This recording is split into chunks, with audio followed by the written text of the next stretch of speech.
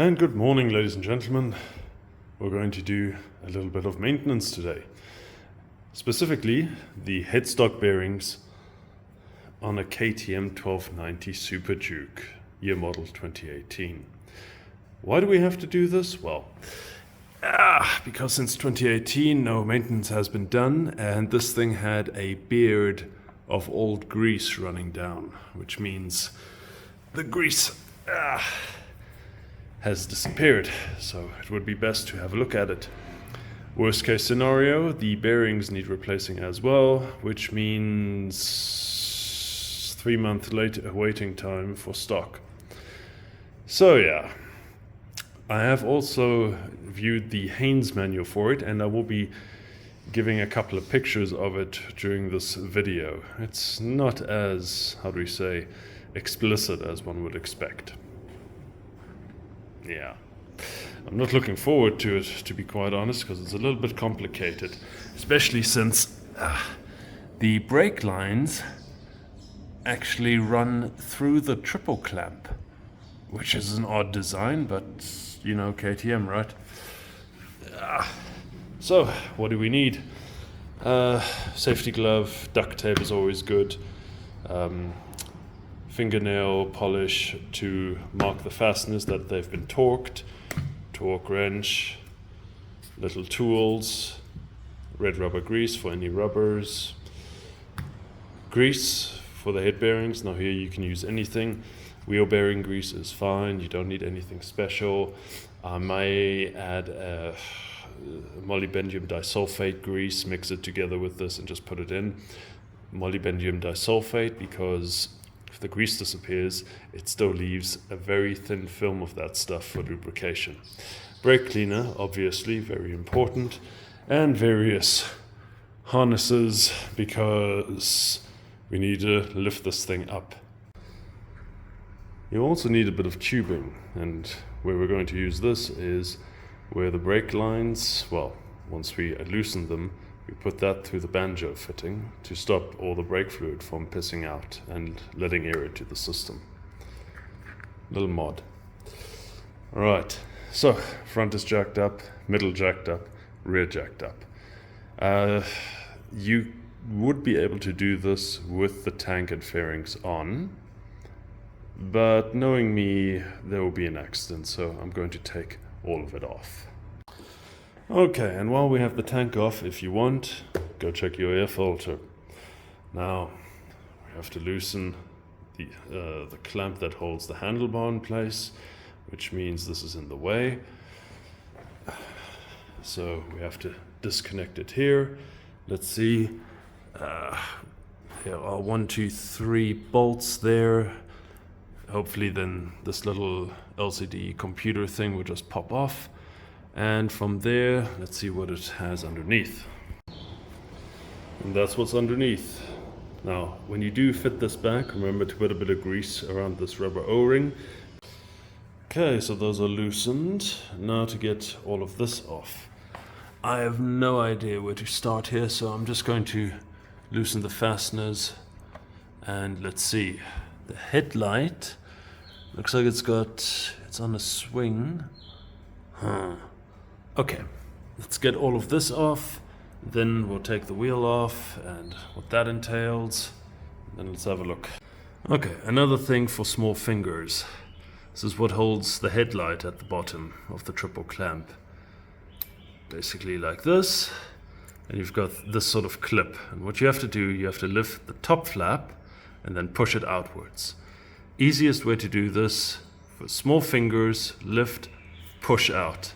And then you take a screwdriver to knock this out, the pin, and the headlight will come off very easily. Bearing in mind, if your rubbers are quite dry and gunky like these are, you may need a little bit of force just to tap those out. Hence we use rubber grease to make this a little bit easier and to make the rubbers last longer. Right, next, so we've just taken these 3 screws are all, this is where the headlight was, these are loose. Now, what we have to do is bend these ever so slightly. Okay, you need 2 hands, but basically this panel should just lift away now, and underneath will be a lot of cabling. Let's look. My apologies, there was a fourth bolt down here which need to loosen. Okay, so this is what greets us. There's the brake, so there's that. What else do we have? Oof, the guide is... okay, so that's already loose. Good thing we're doing this right. Alright, how much can we... Is there another bolt? Yeah, up here. So we loosen this. All paper. Sorry, I'm doing this on the fly. We loosen this, and most of it should also come out. Okay, so one bolt and everything with the handlebars can be put forward. Just make sure you secure them properly. I know I'm doing this ass backwards, so bear with me. Next up, steering damper. We need to disconnect, and we need to take the wheel off and the shocks, and then we'll do the brake lines, and then we can finally get to the triple tree. Okay, so once you take the forks off, loosen the top, put the pipe in it so it doesn't leak, put the pipe at the bottom, and unfortunately there will still be air in the system which you then have to bleed. It happens. And of course, don't forget you need 4 new copper washers, and make sure these are clean. It's actually pristine, no problems there. Right, so we have to do the top nut and its fastening compression nut, and then we should be able to drop this out. Let's see. Okay, put a bit of tape over that, loosen the side bolt, and then we need a 32mm to crack this open. Let's see. Bearing race, not too bad. Yeah, not a problem. Let's have a look at the bottom one. Yeah, that looks good.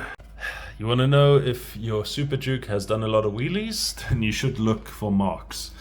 But so far, everything looks pretty damn fantastic. The grease, there's a bit of ingress of dirt, etc. And the bearings, well, let's put it this way.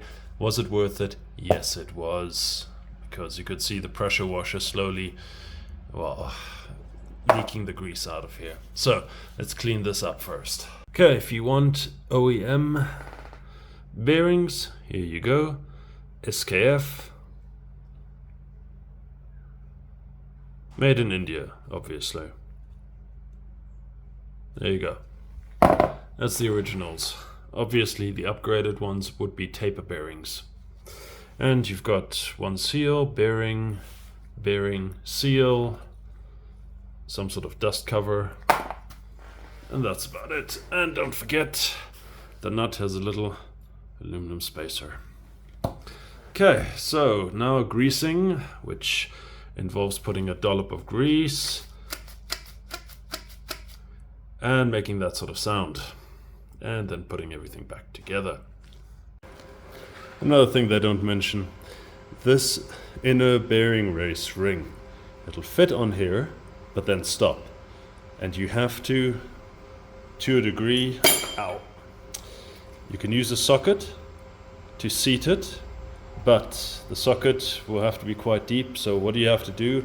Stand on that side with your knee, push up, and with a screwdriver or something similar, 1, 2, 1, 2, and tap it until it's secure. This will also keep the entire tree where it is. Right, 50 Newton meters, 25 Newton meters. And because we have messed with the brakes, we obviously have to bleed them. Now, because the bubble is all the way down there, it's going to probably travel up here, and that's why we are bleeding right here. If you can, put the handlebars to the side so it's the highest point, and slowly but surely you'll get bubbles out. And one last thing, ear indicators do break. Next, because we loosened this adjusts the angle of the headlight. So now we also have to align the bloody headlights. This is quite a job.